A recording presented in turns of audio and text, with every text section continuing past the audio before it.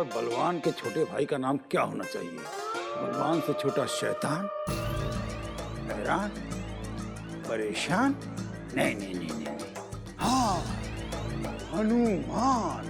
भीम, बलवान, हनुमान, ये अच्छा है। मैंने कहा अदाब अर्ज़ हुजूर क्रूर सिंह साहब।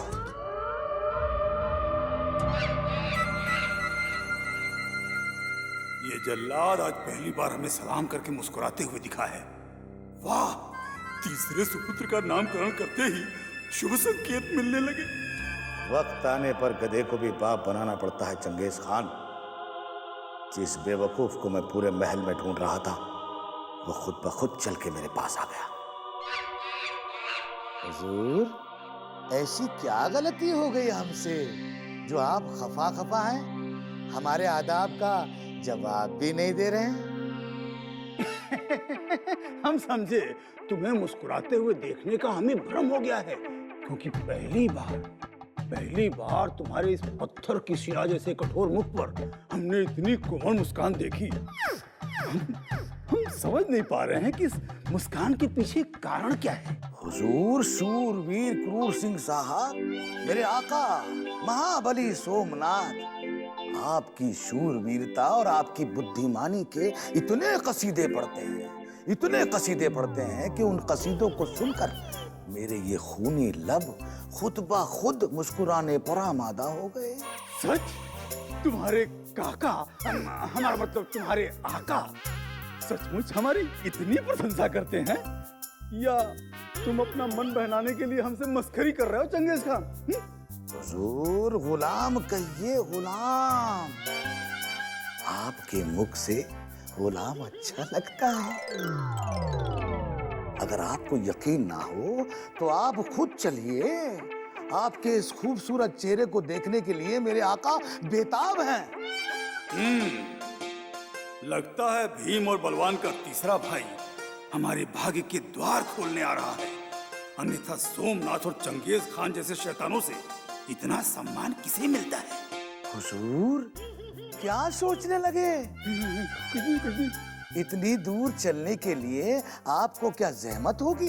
अगर आप कहें तो बग्गी मंगवा लेता हूँ, और अगर आप इजाजत दें तो मैं आपको अपने कंधों पर उठा ले चलता हूँ। नहीं, इतना कष्ट करने की कोई आवश्यकता नहीं है। चलो, हम सोमनाथ जी की इच्छा पूर्ण करने के लिए उनके कक्ष की ओर प्रस्थान करते हैं।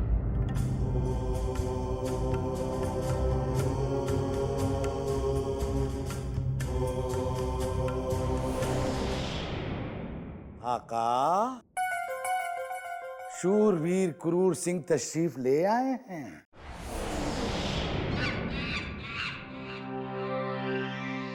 आइए क्रूर सिंह जी, हम आप ही की प्रतीक्षा कर रहे थे। प्रणाम क्रूर सिंह जी। प्रणाम प्रणाम। आसन ग्रहण कीजिए। आसन? ये आप क्या कह रहे हैं महायोद्धा सोमनाथ जी? हम इस आसन को ग्रहण कैसे कर सकते हैं? ये तो आपका आसन है, इस पर तो आपका अधिकार है। हमारा अधिकार था, परंतु अब ये आपका हो चुका है। कृपया आसन ग्रहण कीजिए। ये सत्य है या स्वप्न है क्रूर सिंह? इसका पता लगाने के पश्चात ही हम ये आसन ग्रहण करेंगे।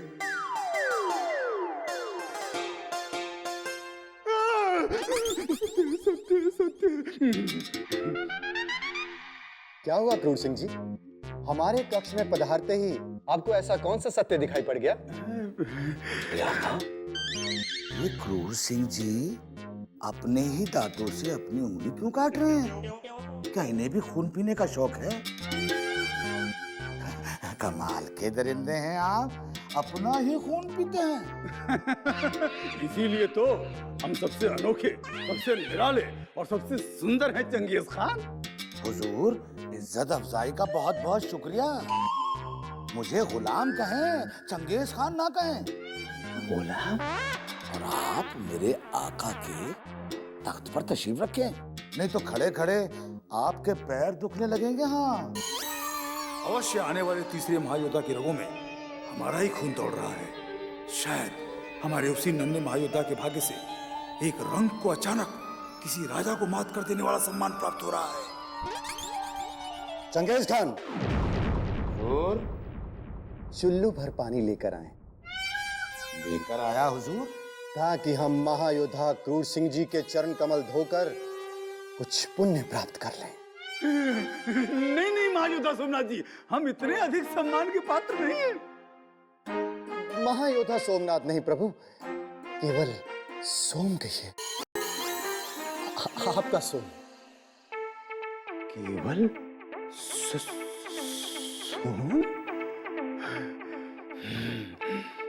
सोम? जी प्रभु, बस आप अपना आशीर्वाद इसी तरह बनाए रखें। महारानी कलावती और राजकुमारी किशोरी को यह सूचना पहुंचा दे कि आपके सोम ने अहंकार को तिलांजलि दे दी है प्रभु। बस ये समझ लो सोम कि तुम्हारा कार्य हो गया, क्योंकि इधर की सूचना उधर और उधर की सूचना इधर पहुंचाना ही महायोद्धा क्रूर सिंह का प्रमुख कार्य है। अब हम चलते हैं, शीघ्र ही तुम्हें और तुम्हारे इस नटखट गुलाम को लड्डू खिलाने के लिए आएंगे, क्योंकि हमारे यहाँ तुम्हारे तीसरे भतीजे की किलकारियां शीघ्र ही गूंजने वाली हैं। अब हम चलते हैं, तुम्हारी भौजाई नैन बिछाए हमारी प्रतीक्षा कर रही हो। मोहिनी, प्राणेश्वरी, हम आ रहे हैं।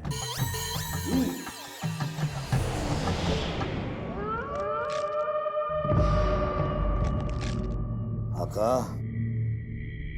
कौवा कभी हंस नहीं बन सकता। आखिर कब तक मेरे आका मुझे खुशामद भरी जिंदगी बितानी पड़ेगी?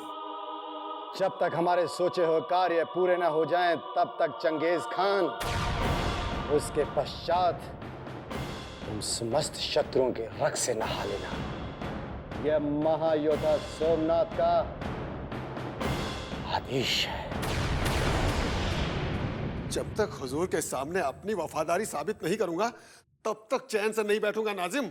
जरूर तुम्ही ने उनके कान भरे हैं, तभी तो न जाने क्या क्या शक करते हैं मुझ पर। तुम्हारी और तुम्हारी अम्मा जान की कसम, मैंने तुम्हारे खिलाफ हुजूर को कभी कुछ नहीं कहा है। वो तो हुजूर का कान ही कच्चा है कि सुनी सुनाई बातों पर फौरन यकीन कर लेते हैं। बाप रे, कितना बड़ा झूठ बोल रहे हो, झूठे कहीं के। तुमने ही तो हुजूर के कान भरे हैं और अब तुम उनको कानों का कच्चा भी कह रहे हो। आने दो हुजूर को, फिर देखना मैं तुम्हारी किस तरह पोल खोलती हूँ। ये क्या हुजूर? न जाने गदगद मुस्कुराते हुए कहां से चले आ रहे हैं। हाय हाय हाय हाय, लगता है हमारा तीसरा महायोद्धा वक्त से पहले ही धरती पे आ टपका। तभी हुजूर मुस्कुराते हुए शहंशाह की तरह अकेले चले आ रहे हैं।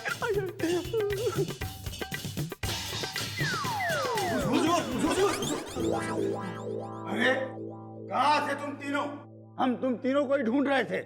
हुजूर, हम तीनों तो कब से यहीं पर खड़े हैं, लेकिन आप ही की दृष्टि हम पर नहीं पड़ी। क्या बात है हुजूर, आप इतने बदले बदले से कैसे दिखाई दे रहे हैं? हम बदले नहीं केसरिया, बल्कि अपने नए पुत्र के स्वप्न में खोए हुए थे।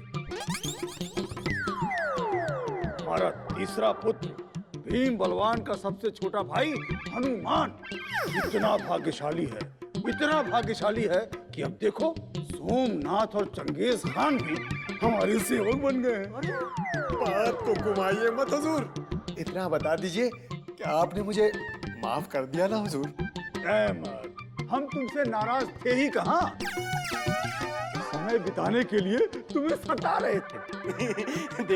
देखा मैं क्या कह रहा था। अरे हुजूर की बातों की इतनी संजीदगी से क्यों लेते हो? खामखा घबरा जाता है। हुजूर, एक बात समझ में नहीं आई कि आखिर हमारा दुश्मन चंगेज खान और महायोद्धा सोमनाथ आपके सेवक कैसे बन गए? नाज़िम, ये भी भला कोई बताने की बात है? नहीं?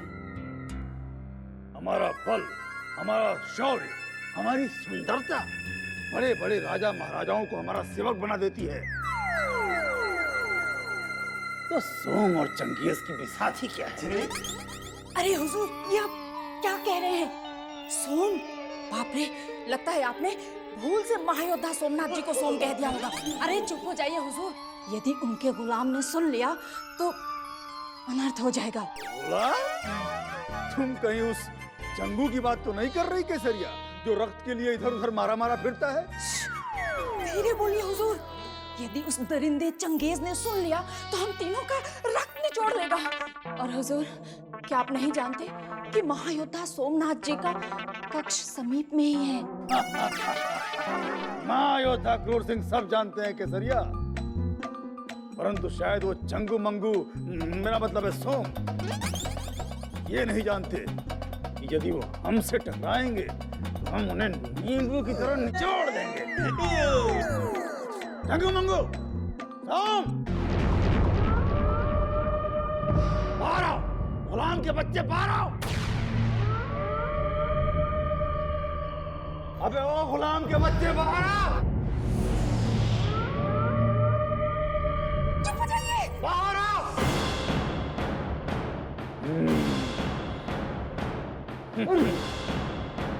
अब नाम चिरंजीवी रहो, चिरंजीवी रहो। कहिए महायोद्धा सोम, मेरा मतलब है क्रूर सिंह जी, हम आपकी क्या सेवा कर सकते हैं? यदि तुम्हारी दृष्टि में कोई अच्छा वैद्य हो तो हमें तत्काल सूचित करो। तुम्हारी भाभी के स्वास्थ्य की जांच करानी है। हम अभी चंगेज खान को भेज देते हैं राजवैद्य को बुलाने, और यदि आप कहें तो हम स्वयं चले जाते हैं। ना ना सोम, राजवैद्य के पास हम इस चंगू को नहीं जाने देंगे और ना ही इसे अपने घर बुलाएंगे, क्योंकि इसका डरावना चेहरा हमें थोड़ा भी पसंद नहीं है। और हमें संदेह है कि हमारा जो महायोद्धा आने वाला है, इसे देखकर कहीं पैदा होने से पहले ही भयभीत ना हो जाए। हाँ हाँ मेरे आका सही कह रहे हैं शूरवीर क्रूर सिंह जी, क्योंकि मेरी माँ मुझे जन्म देके मुझे देखकर डर के मर गई। सुना? अच्छा सोम, अब हम चलते हैं।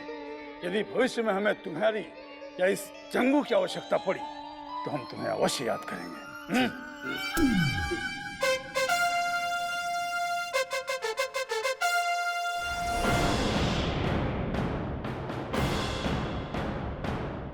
जी में तो आता है कि क्रूर सिंह और इसके मूर्ख यारों को जिंदा जमीन में दफन कर दूं। नहीं मेरे आका, आप ही ने तो अपने गुलाम को समझाया है कि आपको जिंदगी में कुछ कर गुजरना है। अगर आपको जिंदगी में कुछ कर गुजरना है तो चंगू मंगू बने रहने में ही हमारी भलाई है।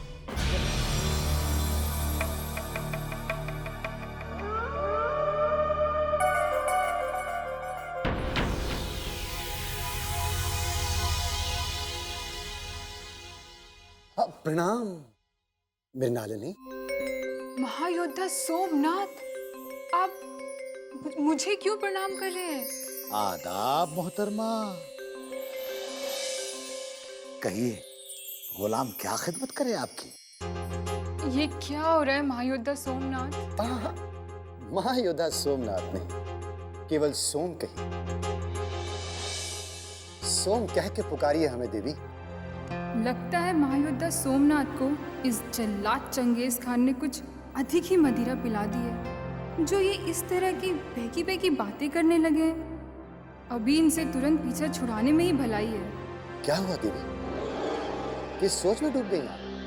जी वो मैं आपको बताना चाहती थी कि अतिथि युवराज ने आपको याद किया है महायोद्धा सोमनाथ। युवराज इंद्रजीत सिंह जी ने हमें याद किया है।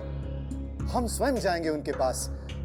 अतिथि तो भगवान का दूसरा रूप होते हैं। सही कहा आपने मेरे आका।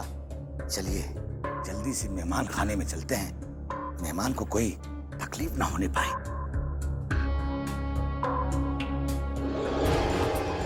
लगता है महारानी के अचानक आ जाने से महायोद्धा सोमनाथ बावले हो गए हैं।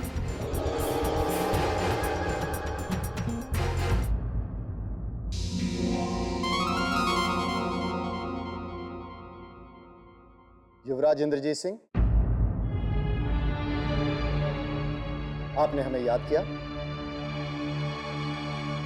हमने आपको याद किया, ये जानने के लिए कि चुनारगढ़ जो हमने संदेश भेजा था उसका अभी तक उत्तर क्यों नहीं आया है? इसका जवाब मेरे आका आपको नहीं दे सकते। इसका जवाब तो आपके वालिदैन ही दे सकते हैं कि आपके खत का जवाब क्यों नहीं दिया। ये प्रश्न हमने तुमसे नहीं पूछा है। तुम हो कौन? सारा आलम हमें चंगेज खान के नाम से जानता है और शिवगढ़ के महल में हमारे आका के गुलाम के नाम से। गुलाम? यदि गुलाम हो तो गुलाम की तरह रहो। या महाराजाओं के बीच में गुलामों को बोलना शोभा नहीं देता।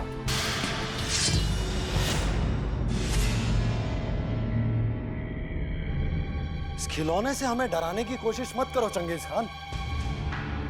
यदि ये धृष्टता तुमने हमारे राज्य में की होती तो तुम और तुम्हारे आका दोनों का सर काटकर चौराहे पर लटका दिया होता।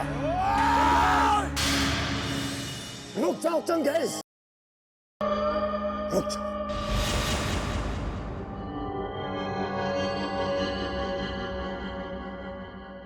युवराज, यदि आज हम कक्ष में ना होते तो महाराज शिवदत्त के आने से पहले ही ये चंगेज खान तुम्हारा घमंडी सर तुम्हारे धड़ से अलग कर देता। यह मनुष्य नहीं, मनुष्य के रूप में दरिंदा है, दरिंदा।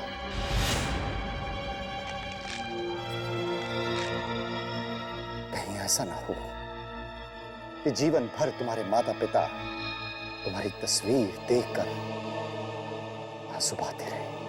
आंसू तो अब तुम और तुम्हारे महाराज शिवदत्त को बहाने पड़ेंगे। यदि तुमने हमारा संदेश चुनारगढ़ पहुंचा दिया होता तो शिवगढ़ का यह अभिशप्त महल तक राख के ढेर में बदल चुका होता। परंतु तुमने हमारे साथ जो छल किया है, हमें तो लगता है कि तुमने हमारा चुनारगढ़ जाने वाला संदेश भी नष्ट कर दिया है। तुम जो भी समझो, परंतु तुम्हारा जीवन नष्ट होने से पहले हम ये रहस्य खोल देते हैं कि तुम्हारे माता पिता तुम्हारी रक्षा के लिए यहां नहीं आएंगे,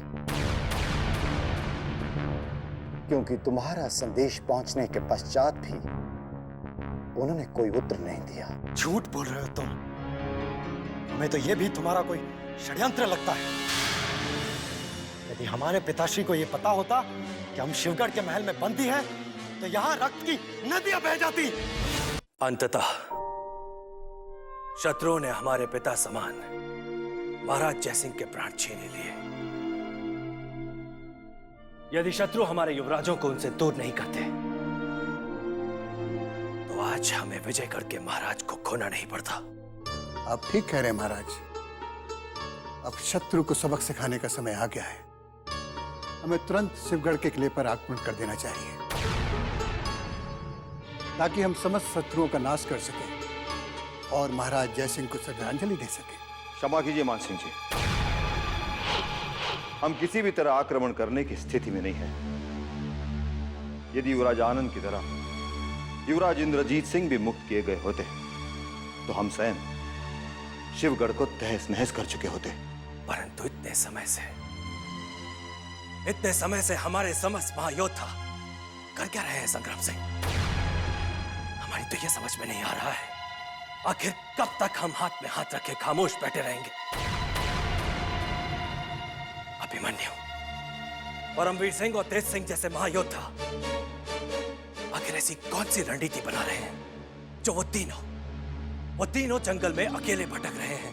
महायोद्धा अभिमन्यु और परमवीर सिंह शिवगढ़ के उस स्थान की खोज में है जहां हमारे युवराज बंदी है, और महायोद्धा तेज सिंह हमें और युवराज आनंद को विजयगढ़ की सीमा पर छोड़कर शिवगढ़ के जंगलों की ओर वापस जा चुके हैं। यदि सही समय पर हमारे युवराजों को छुड़ा कर लाने में हमारे महायोद्धा सफल नहीं हुए, यह बात निश्चित है संग्राम सिंह कि हम शिवगढ़ के महल पर आक्रमण कर देंगे। और फिर चाहे कुछ भी हो, कुछ भी, अब हमें शत्रुओं का रक्त पाए बिना शांति नहीं मिलेगी।